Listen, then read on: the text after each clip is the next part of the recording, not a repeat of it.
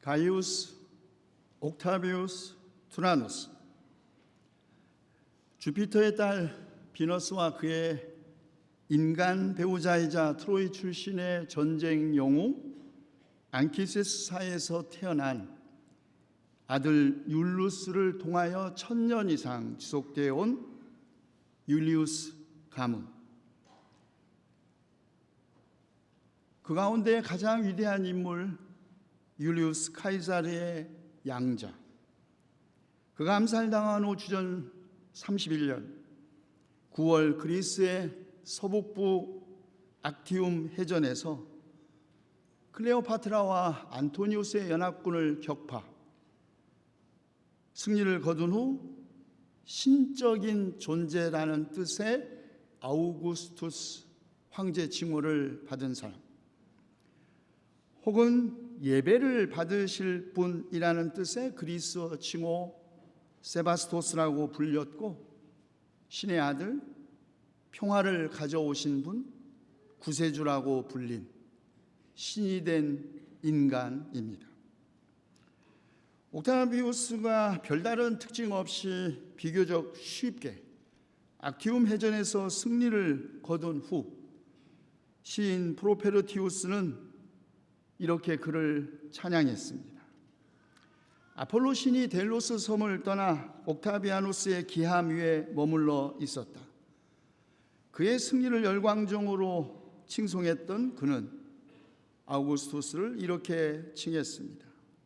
오 세상의 구세주, 이제 바다에서 정복하라. 땅은 이미 그대의 것이니 나의 활이 그대를 위하여 싸우리라. 아우구스투스를 잉태하게 만든 신 아폴로가 아우구스투스를 세계의 구세주라고 부른 것입니다. 내전을 승리로 종식시킨 아우구스트는 이제 로마 제국의 구세주가 아니라 인류의 구세주가 된 것이죠. 이것을 뒷받침하는 터키 에게 연안 도시 카리아 지역에서 발견된 비문에 이렇게 기록되어 있습니다. 만물의 영원하며 불멸하는 본성이 인간에게 주어진 이래로 카이사르 아우구스투스가 우리의 축복받은 시대 제우스를 조상으로 삼고 인류의 구세주로 가져다 준 비상한 은혜는 모든 사람들의 기도를 단순히 성취한 것만이 아니라 능가하는 것이었다. 왜냐하면 땅과 바다는 평화를 얻었으며 도시들은 번창하고 질서, 조화와 풍요를 누리기 때문이다. 아우구스투스 황제가 실현한 땅과 바다의 평화, 도시의 번창과 질서, 조화와 풍요, 이 모든 것 전쟁에서의 승리를 통한 평화였습니다. 도시의 질서는 막강한 군사력에 의해서 유지될 수 있었고, 도시의 풍요는 통치 지역의 과중한 세금과 조공에 의해서 뒷받침되었죠. 누가 봐도 아우구스투스는 신이 된 인간, 아니 신 그 자체, 신의 아들, 구원자이자 해방자, 세상의 구세주였습니다. 그런데 복음서는 아우구스투스 황제에게 붙여진 이 모든 칭호를 아기 예수님에게 부여하고 있습니다.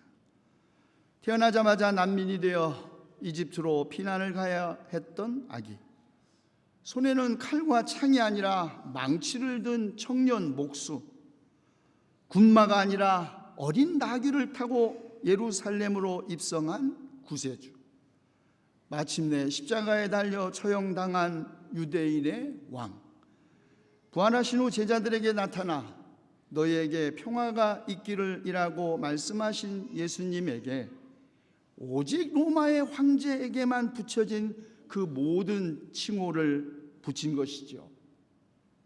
복음서 기자는 매우 의도적으로, 매우 의식적으로 아우구스투스 황제에 대한 이른바 대항적 칭호의 의미로 예수님을 묘사한 것입니다.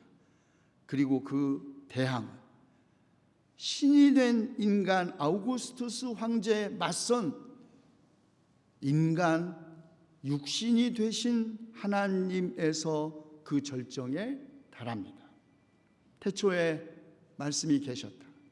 그 말씀 하나님이셨다. 모든 것이 그로 말미암아 창조되었으니 그가 없이 창조된 것 하나도 없다. 그 말씀 육신이 되어 우리 가운데 사셨다. 그렇습니다. 우리가 믿는 하나님, 신이 된 인간이 아니라 육신이 되신 하나님입니다.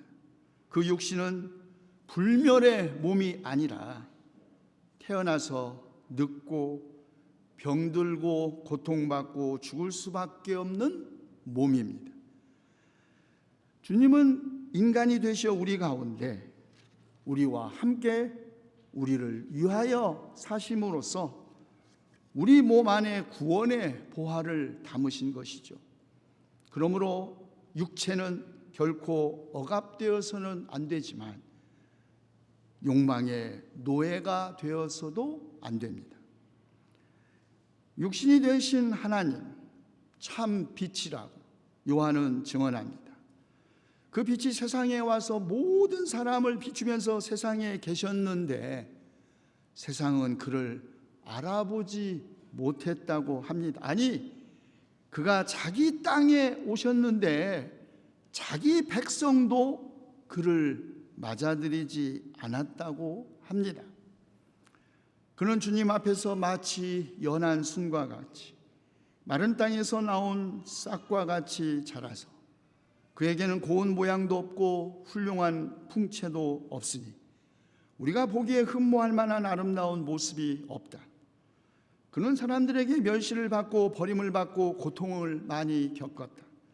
그는 언제나 병을 앓고 있었다. 사람들이 그에게서 얼굴을 돌렸고 그가 멸시를 받으니 우리도 덩달아 그를 귀하게 여기지 않았다. 지중해 세계와 아시아, 영국과 북아프리카 주요 도시마다 세워져 있던 아우구스투스 황제의 동상과 비문들에 새겨진 그의 모습과는 전혀 다른 또 다른 신의 아들입니다. 제국을 통치하던 아우구스투스 황제가 갖추었던 그 훌륭한 풍채도 흠모할 만한 아름다운 모습도 없는 구세주, 그분이 육신이 되신 하나님이죠. 그러니 사람들 눈에 보일 리가 없고, 그러니 모든 사람들을 빛으로 초대하면서 세상에 계셨으나 아무도 그를 알아보지 못한 것입니다. 그러나 믿는 사람들에게 그분은 하나님의 자녀가 되는 특권을 주셨습니다. 이들은 혈통에서나 육정에서나 사람의 뜻에서 나지 않고 하나님에게서 난 사람이라고 요한은 말합니다. 혈통? 모태신앙이나 나중에 신자가 되었느냐 중요한 것 아니란 말이죠. 육정? 교회 안에서 무슨 직분을 맡았느냐 아니냐, 직업과 신분이 무엇이냐도 중요한 것이 아니라는 말입니다. 사람의 뜻도 중요하지 않습니다. 사람들이 무엇이라고 생각하고 판단하느냐도 우리의 믿음을 흔들지 못한다는 말이죠. 참으로 중요한 것, 하나님으로부터 태어나는 것입니다. 모든 것을 하나님과의 관계에서 생각하고 오직 하나님께만 순종하는 것이죠. 그런 사람이 하나님의 자녀이고, 그런 자녀에게 하나님은 우리 가운데서 살고 계시는 육신이 되는 하나님의 영광을 볼 수 있는 특권을 주셨습니다. 이보다 더 큰 특권 어디에 있겠습니까? 믿는 자녀들에게 따르는 그 모든 다른 어떤 특권보다 더 큰 특권, 믿지 않는 사람들은 결코 보지 못하는 것을 볼 수 있는 특권, 어둠 속에서도 빛을 보고 모든 이방 나라들이 보는 앞에서 드러내시는 거룩하신 주님의 능력을 보는 특권, 땅끝에서 우리의 삶의 마지막 경계에서 하나님의 구원을 보는 특권, 하나님 우편에 앉으셔서 능력 있는 말씀으로 만물을 보존하시며 우리의 죄를 깨끗하게 하시는 분의 모습을 보는 특권, 이보다 더 큰 특권 어디에 있겠습니까? 그러나 하나님은 그리스도를 믿는 특권뿐만 아니라 또한 그리스도를 위하여 고난받는 특권도 주셨다고 사도 바울은 증언합니다. 힘이 세상을 바꿀 수 있고 힘이 평화를 가져올 수 있다고.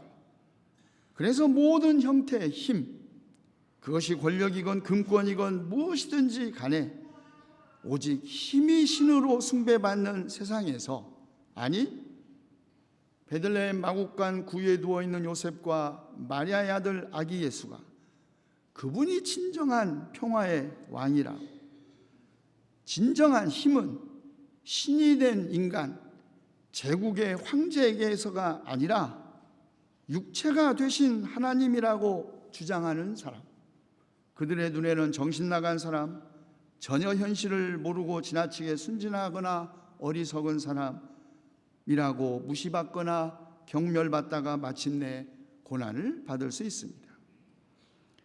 그러나 그리스도를 위하여 고난받는 것도 아무나 누릴 수 있는 특권이 아님지요. 은혜를 입지 않고서는 당할 수도 견딜 수도 없는 것이 그리스도를 위한 고난입니다. 그 고난 증언에서 옵니다. 예수님은 자기를 비워 종의 모습을 취하시고 사람의 모양으로 나타나셔서 자기를 낮추셔 죽기까지 순종하셔서 십자가에 죽으셨으나 하나님께서는 그를 지극히 높이시고 모든 이름 위에 뛰어난 이름을 주셨으며 그리하여 하늘과 땅 위와 땅 아래에 있는 모든 것들이 예수의 이름 앞에 무릎을 꿇고 모두가 예수 그리스도는 주님이시다라고 고백한다고 증언하는 사람, 우리 시대 그 사람 바울처럼 고난을 당할 것입니다. 그러나 그 고난 하나님 자녀의 특권이죠. 우리 안에서 활동하시면서 우리로 하여금 하나님을 기쁘게 드릴 수 있는 힘을 주시는 성령께서 오늘 우리와 함께 계십니다. 기도합시다. 이 구부러지고 뒤틀린 세대 가운데서 우리가 하나님의 흠없는 자녀가 되어 새로운 평화의 세상 만드실 하나님의 아들을 찾아 나서 동방박사들을 인도했던 별처럼 아기 예수님 태어나신 마국간 위에서 빛나던 그 별처럼 주님의 길을 밝히는 빛이 되게 하여 주시옵소서. 우리 주 예수 그리스도의 이름으로 기도하옵나이다.